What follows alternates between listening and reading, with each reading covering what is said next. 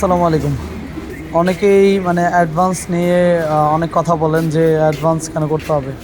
এই যে অ্যাডভান্স নেওয়ার পরও মানে ডেলিভারি চার্জ নেওয়ার পরও এই যে আপনার কাস্টমারের নাম্বারটা আমি দেখাচ্ছি না, কারণ এটা একটা মহিলা। তো ওনার কেজ এটা ব্যাক আসছে।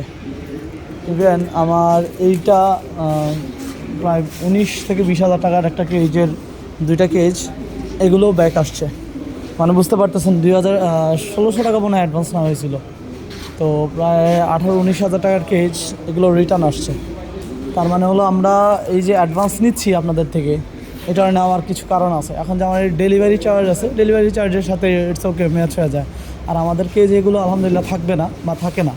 তো এই যে কেজগুলো আমরা অর্ডার নিই আপনাদের থেকে, তারপরে আপনার আবার আমরা অ্যাডভান্স চাই, এটা চাওয়ার কিছু রিজন আছে। এই যে দেখেন ওই পার্সেলগুলো আমরা বুকিং করব, ওইগুলো বুকিং করব, কুরিয়ারে নিয়ে আসছি এবং এগুলো রিটার্ন নিয়ে যাচ্ছি। রিটার্ন আসছে, এটা মাঝে মধ্যে আসেই, এটা না হওয়ার কিছুই নেই।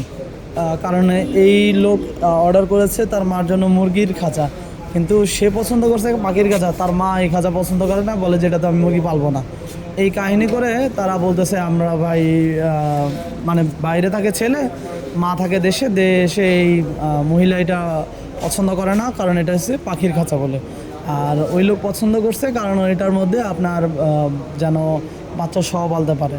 তো মার লজিক ছেলের সাথে মিলে না, মধ্যে পাড়া পুতা ঘষাঘষি, ওই বলে না গ্রামের ভাষায় মরিচের জীবন নষ্ট, এমন হয়েছে অবস্থা যে ওরা পছন্দ করতে করে নাই, মধ্যে দিয়ে ওরা মানে পালপিটিশনের মধ্যে দিয়ে আমার খাঁচা রিসিভ হয়নি।